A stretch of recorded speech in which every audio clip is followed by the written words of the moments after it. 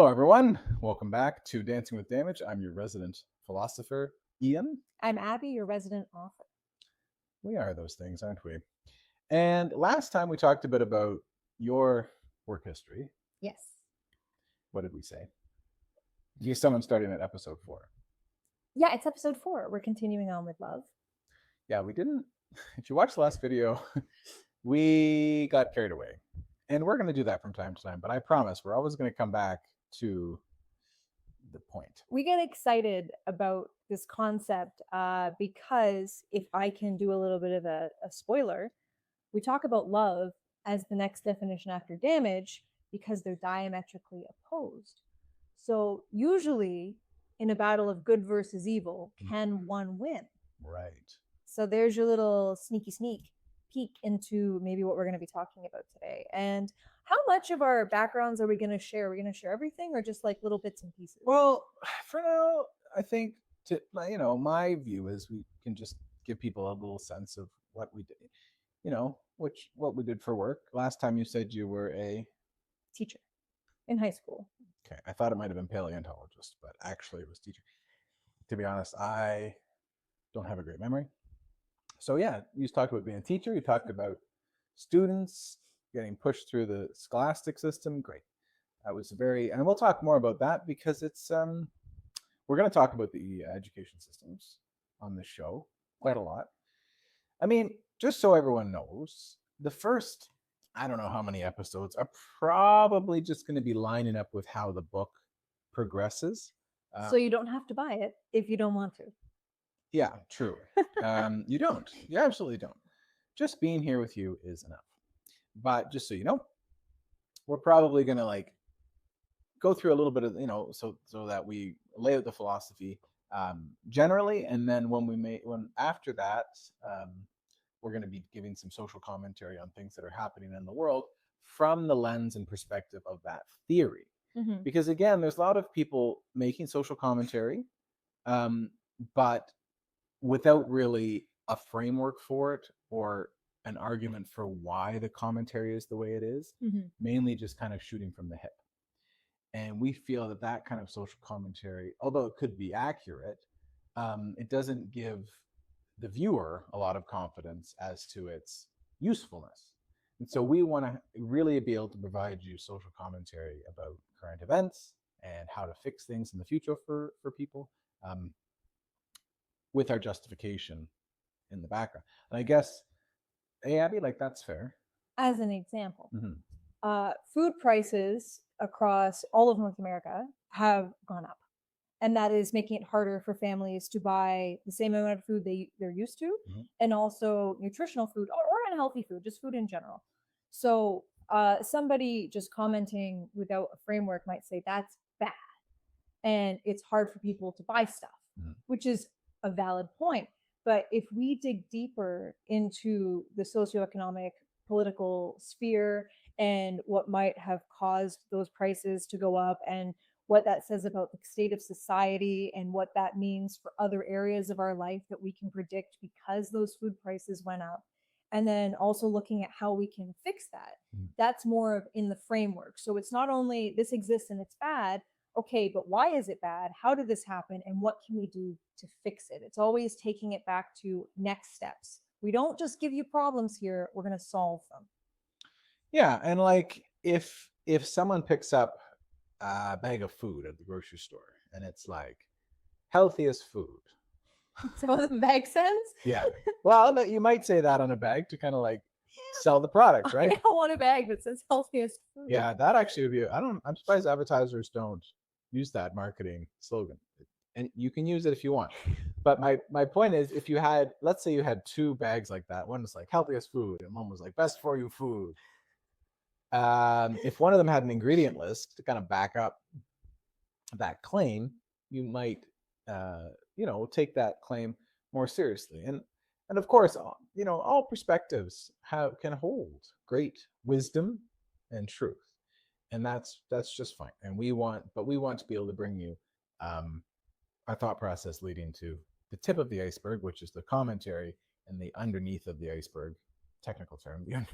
The rest of the iceberg. No one ever talks about the remainder of the iceberg. The tip of the iceberg gets all the limelight. But it's only about 1 to 5% of the iceberg generally. That's right. We went out and measured our icebergs. This is just iceberg facts, but that's okay. You got to brush up on your iceberg facts if you're going to sit down with us, apparently. But the rest of the iceberg really gets neglected. I don't even know if it's got a name. So the tip and the foundation of the iceberg. The great underbelly of the iceberg. So we're trying to bring that. And in any event, yeah, so Abby, a teacher, I am currently a defense lawyer, and I had been for about 10 years. And I dabbled in the military. I don't know if you can dabble. He was deployed twice. Yeah. So he dabbled. I learned the ropes, I would say. He participated. Of the Canadian Forces. And then kind of when I was younger, I did a lot of outdoorsy stuff. So like canoe tripping and just things like that. I was like, worked at summer camps for kids who wanted to go on canoe trips. A lot of fun and learning a bit about nature that way. So that's sort of my work experience. So do I give mine?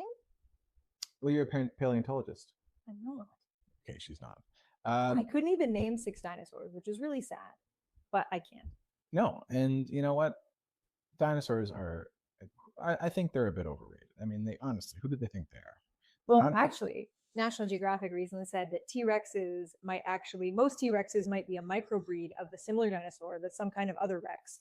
So most T-Rexes in museums might actually not be T-Rexes. That's just fun dino facts that the non-paleontologist has. You're really not bolstering the case that you're not a paleontologist. But nevertheless, I'll humor you. If you weren't a paleontologist, Dino Girl, then what is it you did?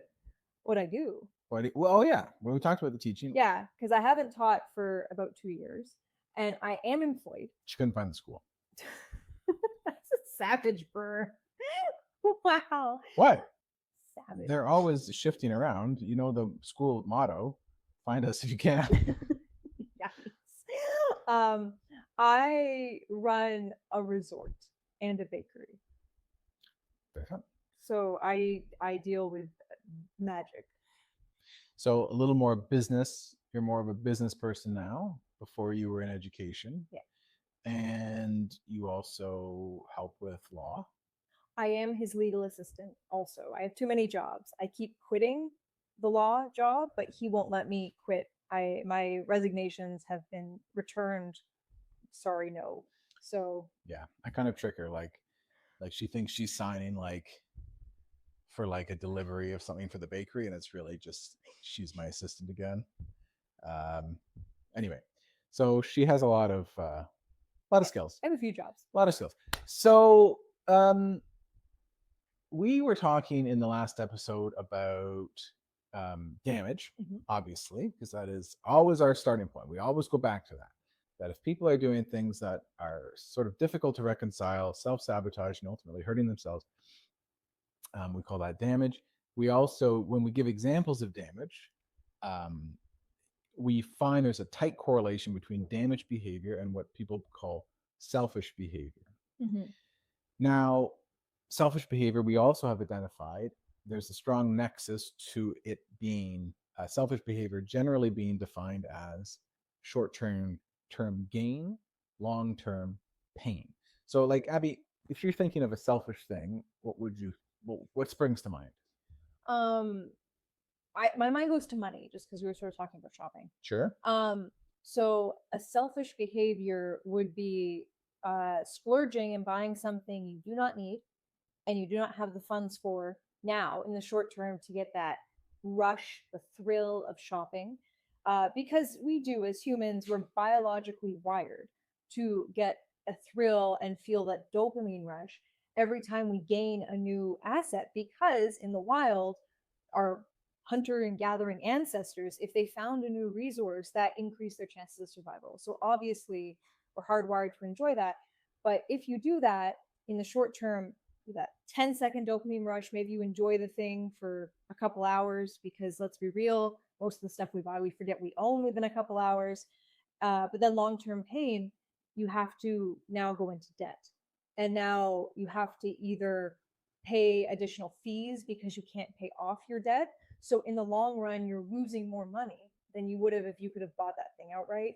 And you also have to work more. Every dollar you spend is another dollar of your life you have to work. So it's good to think of your purchases in terms of how many more of my hours do I have to spend at work to pay off this purchase? How much of my life am I paying away? Yeah, we've all seen the documentary where the lion hunts the Louis Vuitton bag, captures it, but then immediately has to go to the bank to co-sign a loan. Classic animal behavior. But Abby's right. There is some. We'll talk about the biology of impulse control like that. But again, it's so important not just to, as many people do, sort of pass off behavior like that onto biology and just say, well, humans are programmed to want those good feeling chemicals, so that's why we do things. Again, we have to remember on this show, we're talking about people who are functional people in society who can primarily resist negative instinctive urges, and yet in certain aspects of their life fall victim to them relentlessly. I just want to give an example. Oh, yeah, that's what we're doing, and we will come back to love. This is a plan. I mean, hypothetical person. Yep. They have a great job. They pay all their bills on time. They eat healthy. They exercise regularly, but they always date people who end up breaking their heart, stealing from them, and publicly defaming their name by making up lies because they're so mad they broke up. Like at the same time, that person, all the things, very negative person. That turned around quickly. So that in this example, it's hard to reconcile how somebody could be so healthy in that they're able to manage their money and their health and their home and everything else in their life so well, yet in the relationship category, they're catastrophic. Mm. So an example I was thinking of when I bring up selfish behavior, and remember, it can be something that's chronic that goes on for someone's life, like I was describing, or it can be something small that happens day to day. If you're driving in traffic, we've all seen that person who will cut you off, right? And we feel something when that happens because it's a dangerous activity to, swerve in front of a vehicle and just banking on the fact that the driver of that other vehicle is going to brake and yield, even when the rules of the road don't specify it. And the reason we call it selfish, remember, selfish is short-term gain for the user of the selfish behavior, long-term pain. Well, what's going to happen if someone is the type of person who cuts people off all the time? What's eventually going to happen? They're going to get in a crash. These are the type of drivers who have, if you look at their lives, and we encourage you not to take our word for it. Look around at the people in your life. Look at the cars that cut off other cars. You'll find that often they have dents in them from collisions. And so, the driver is saying to themselves, and again, the driver is a functional person who has a license, is paying their car insurance, in their mind is saying, well, my time is more valuable than other people's, or I'm in a bigger rush than other people. I'm entitled to cut them off in that circumstance. Well, we call that the puppet string effect, that damaged thought process that leads to that short-term gain. Haha, I get ahead 2 car lengths, but long-term pain, haha, I've now spent like $20,000 on car repairs in my life that hasn't been worth the 3 milliseconds I've been saving each time. And not just that, you risk putting your life and the lives of others in danger. I'm having flashbacks to, there is a highway that we live near that is one lane in either direction. And often on either side of that lane is water, a cliff drop and water. And there have been many times where I can think of, I'm driving on this one lane highway, and because a car is impatient, they're driving in my lane coming at me, and I can't swerve because there's a lake and there's a lake, or there's a river and there's a river. So those are very scary situations. And even if you brake, there's been times where I've almost had people hit me because they're just driving so dangerously. And that's an extreme situation, but at the same time, you could kill somebody with this behavior, like distracted driving. People who text, we've had reports in the news of people watching movies and TV shows while driving. It's horrendous. It's so dangerous. Why?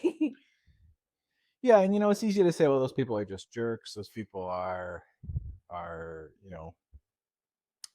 words you could use to describe them. We're a PG show, but that is we feel that that's not helpful because, again, if you look at the holistic view of the person, often in other areas of their lives they can be quite caring, and yet for some reason in specific areas of their life they're quite selfish. And so if we call damaged behavior selfish, long-term pain, short-term gain, our theory revolves around the idea if that's the definition of damage, it makes sense in sort of human physics, right? Look at Newton's laws. One of the laws is every action is an equal and opposite reaction. So if there was a stone rolling towards you, Newton would be like, I know how to fix this. We're going to get a stone rolling the other way, and it's going to cancel out stone A. He's named the stones. This is what I like about Newton. Smart guy. And so we're going to try the same thing in our theory. If we accept that damage is causing these issues, we're going to try and roll a stone the other way. And we're going to call that health or loving behavior. Because as we said in the last episode, Abby, we said that the term love has some pretty loose definitions in modern English. Yes. Like, what do you think if we polled an average person, or in the times we've talked with people about this concept, what have people associated the word love with? Warm, fuzzy feelings, happiness, good times, basically. Just sort of the Hallmark movie definition of what love looks like by the end of the movie when the protagonists inevitably fall in love and have one special kiss. Yeah, and so you'll often hear like, I love those shoes, or I love that movie. This is the common use of it. But we think that's a waste of the word, because you could just say you like that, or you really like that. The word love, in our view, has a special place in the language because our definition is what Abby was saying before, that when you truly think of loving behavior, she gave the example of a mother holding her kid at night, and that, sacrifice comes up. Because again, selfish behavior is me first, and sacrificial behavior, self-sacrifice, is others first, me last. So like we're thinking about Newton's opposing forces. If selfishness is me first, love is you first. So it makes sense that they would cancel each other out. But also, if you think about making sacrifices for others, right? Like a sacrifice for others might be in the example of traffic. You see a car who has to merge, you give it space, you back off. Well, that's a small sacrifice you've made, because you're going to lose a bit of time. You're going to be one car back at the stoplight. You might miss your turn signal. But the car, you've given that person the opportunity. That's a little bit of an example of love. On a bigger scale, maybe you have children and your job, you don't really love your job and you'd love to take more vacations, but you save and you scrimp so that those kids can have a good life. Mm. And it's important that for love, what Abby said last time, that there's no external reward for it. We'll get into that. But again, here we have a loving behavior that's usually short-term pain, long-term gain. And another class example, before I turn it over to Abby a bit, is exercise. Classic example of love, because even if it's not for someone else, it's beneficial for a person, one's own self, to do it. Yeah. And it's a loving action towards your own self, because if you go to the gym and work out or go for a run or whatever, that short-term pain, we've all felt that, like, oh, I just want to stop. I don't want to push my body anymore. It hurts. Short-term pain. But then if you do that for 20 years and you're exercising well, then you have a healthy temple of a body, you could say. What people call it. My body's a temple, they say. I've heard it, yeah. So that's how we combat damage, is through enforcing, or not enforcing, but rather incentivizing loving behavior. But that's the trick. The more you show others love, and the more love is shown to you, the more damage is reduced in your body. But this is real love, not just flowery, beautiful love. It has to be sacrifice. And we're not saying the other stuff is bad. The other stuff is good. It's part of healthy relationships.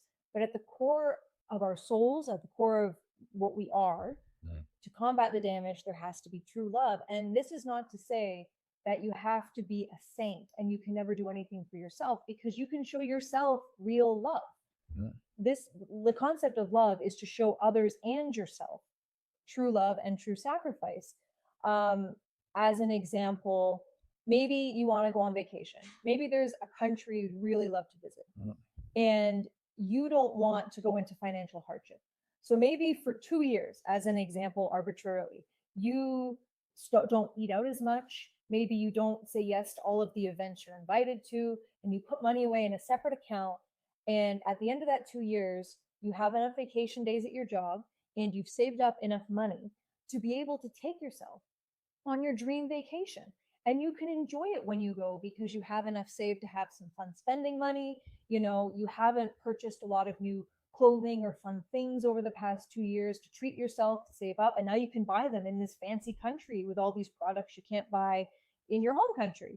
And that is a luxury thing. That's a fun thing, but it's showing yourself love because you were willing to sacrifice, little things here and there in the long term to have that experience that you can cherish for the rest of your life, those beautiful memories and those like souvenirs you bought. Maybe you bought something really beautiful that you can cherish, like a piece of clothing or a memento. Sorry, I don't know if you saw the dog walking through this filming area, but Gray thought it was a really appropriate time to make a cameo. Yeah. But you can show yourself love.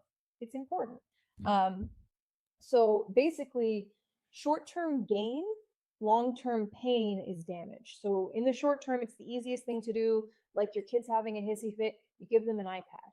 And again, we're not saying every once in a while a kid can't know what technology is, because that might not be ideal. But if every time they have an emotional incident, you give them an iPad, then they're not learning self-regulation skills. And if they're young, they're not learning to have effective ability to manage their time and attention span. And in the long term, they'll probably have more likely to have attention disorders. They're not going to be as interested in the world. They might not have the capacity the same way they would have otherwise to have meaningful hobbies and to have meaningful conversations with people because they didn't practice those skills.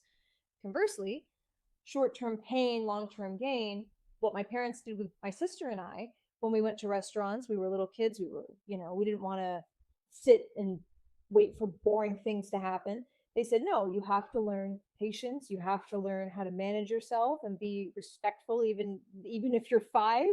And that, I think, worked really well because I feel, at least I think, that my ability to manage my time and myself is greatly improved compared to others my own age. And I credit my parents for that. Long-term gain. It is too bad that her parents brought her to places where they were waiting for boring things to happen. See, I think a better strategy, I mean, it sounds like it all worked out, but it might be better to plan an outing where exciting things are going to happen. Well, sometimes you have to go to the bank. Sometimes you have to go to the store and wait for your parents to try on shoes. Sometimes you're at a restaurant, but you have to wait 45 minutes for your food. I mean, there's a lot of things in life where you just have to be patient. That's right. That's right. And you don't just want to take the easy way out all the time. And that's going to be a theme. And that's probably a theme you've noticed. In society generally, you can kind of smell. You can kind of smell, if you've been paying attention to how life works, you can kind of smell a trend that the easy way, the shortcut to a thing, is almost never the best way. It's funny how that often works out, right? There are very few shortcuts in life. Take, for example, a lot of us are overweight. We want to be thinner, right? And there's always these miracle treatments for it, but ultimately, even we're so evolved with our technology, but even despite all our medication and technology, what doctors tell you is just, you got to take the difficult path. You got to sweat it out, and you got to watch what you eat. You got to cook the food. You got to take the vegetables. You got to cook them. You got to eat them. They might not taste as good. You got to do it. Got to eat that carrot. And right, but we all want there to be an easy solution, like, oh, if I just take this one pill, or if I just get that one surgery. But like stomach banding and all this sort of things. And we find that those actually are not the way. And the same thing with any goal that's difficult. If you want to learn a language, sometimes you have to buckle down and you have to, immerse yourself in another culture and speak only that language for a little while. And that's tough. There's lots of apps that say you can learn how to speak a language, but my experience is the only way to truly do it is to get your hands dirty and to immerse yourself in that. So there are countless examples. Basically everything. It's the rule. It's the general rule is that if something is worth doing, an easy path is almost always the wrong way to do it. And that just speaks to how selfish, easy, short-term behavior is reflected in damaged behavior. And that's another way you can know if you're looking at damaged behavior. If it's easy to do and it's sort of instant gratification, you're looking usually at damage. If it requires sacrifice, like Abi was talking about, saving up and all this sort of thing, you're usually looking at sacrifice, usually looking at love. And we can all agree, like the Beatles said, all you need is love. They talked about a world that was peaceful, loving each other, putting others first. This is not the first time humans have thought of that. Like every major religion has been telling every nation for centuries, treat others well, think of others first, sacrifice yourself for others because it will be done to you. And that is a stronger society than people acting for themselves. A good way to think of it is, bricks of a house. Hey, Abby, like if a brick is just sitting out in the elements all by itself, it's going to get eroded. It's going to get knocked around. It's going to eventually decompose or break. It's going to break. But if the bricks are all stacked together to form the corners of a house and the walls of a house, well, that house can stand for a long time.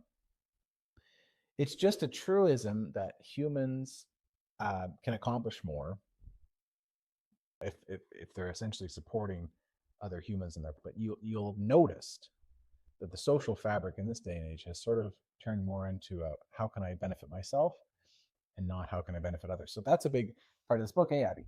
Your challenge when you log off today is to think if you can name 2 of your neighbors not living in the same either apartment or house. Mm-hmm. Do you know 2 people who live near you? Because I guarantee most of you will have next door neighbors, or at least people who live nearby. Can you name them? Do you know their names? If you wanted to talk to them, would they know who you were? Just to think about that, just to sort of get the real life example of how we are not a socially connected human race anymore. Yeah, that is a good example. Mm-hmm. Studies show that people feel more isolated now more than ever, more anxious about social interactions, more anxious about the future. It's all connected. And so that's why we started this program, is to talk about the philosophy of damage, but also how it applies to these big issues. Now, I'm going to turn around. What does love continue? So, what did we write on the board? Yeah, we sometimes get a little, we get excited about all this stuff. We love talking about this stuff. It's something Abby and I both have a passion for. I think, whenever I go to a social event, I kind of bring up, usually at social events, people are talking about what they're doing at work or what's going on in the news. If you kind of start to bring up this sort of thing, like at first people think it's a bit odd, because it is a bit odd, but I encourage you to do it, because my experience is pretty well universally, people are very eager to talk about this stuff. Yeah, the line we always get is, oh, I don't think anyone will agree with me. I don't think we can talk about this publicly because it would be too taboo, but I agree wholeheartedly. Right. But if you ask 100 people and 100 people say that, all of a sudden, if we just start talking about it, then we'll realize that everyone feels the same way. We were just too scared to say something. That's right. And so going back to what's on the board, we define love as any kind of sacrifice, the less external reward, such as money, praise, that the user of the loving behavior received, the more loving we feel that behavior is. But it's any short-term any sacrifice that's short-term pain, long-term gain. A sacrifice that causes short-term pain and long-term pain doesn't count as love. For example, if I take a knife and I cut off my hand, I've sacrificed something. That's the sound of it. Notice I still have both hands off the rails. At the end of this trick. Chaos. If I just do that, yes, I've made a sacrifice, but to whom is that benefiting? It's hard to say. No one. In that scenario, unless, now you could change it. You can change the example to, let's say someone's kidnapped Abby and they're like, unless you chop off their hand, we're gonna take away her teaching license. I'd rather you just let them take away my license. Yeah, I know. I didn't want to give anything drastic though. But basically, if he was sacrificing his hand to save my life, that would be an example of really extreme love from like the 1200s.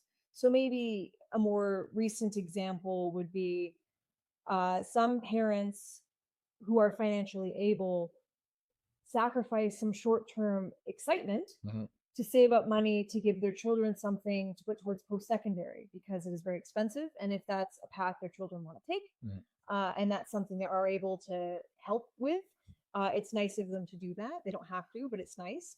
So that's a short-term pain of maybe giving up, again, some dinners, some nights out, some frivolous spending they don't need to do, maybe some really expensive products. But in the long term, if they can help their child get an education they otherwise wouldn't be able to pay for, then maybe it puts them in a better spot to start the rest of their life, hopefully debt-free. And then that puts them in a dramatically better place than somebody who needs an education for their career path but can't afford one, or takes the education and then ends up in crippling debt. So they spend the first few years of the beginning of their career just trying to pay the debt down. Speaking of cutting off body parts, Van Gogh apparently cut off his ear. Yes. I don't think that was a sacrifice, because I'm not really sure in long term who would help. But then I was thinking, well, look at our cover of the Social Blueprint. This poor hedge might be Van Gogh if Van Gogh was a tree, because I don't think I see an ear. Do you, Abby? You know what? I mean, there's an ear canal. I think what we'd like you to get out of this episode, and we will discuss many more examples of damage versus love. Is this Van Gogh's head? No. Of sacrifice versus indulgence. We will talk about all of these things in much more detail over the episodes, because it's such a broad topic. You can't encapsulate it in just a few episodes or in just a couple hours. So hopefully you're down to join us for this journey and have some fireside chats with us. But what we want you to get out of this episode is damage is self-sabotage, and you show that through short-term gains or short-term pleasure for long-term pain or long-term hardship. To combat that, A, no damage exists, and B, show love and receive love, real love, which is a short-term sacrifice that has a long-term benefit. Nice. I like that. Abby, thank you for keeping us on course. And of course, thank you for stopping by and checking out Dancing with Damage. Hope to see you next time. Have a great day.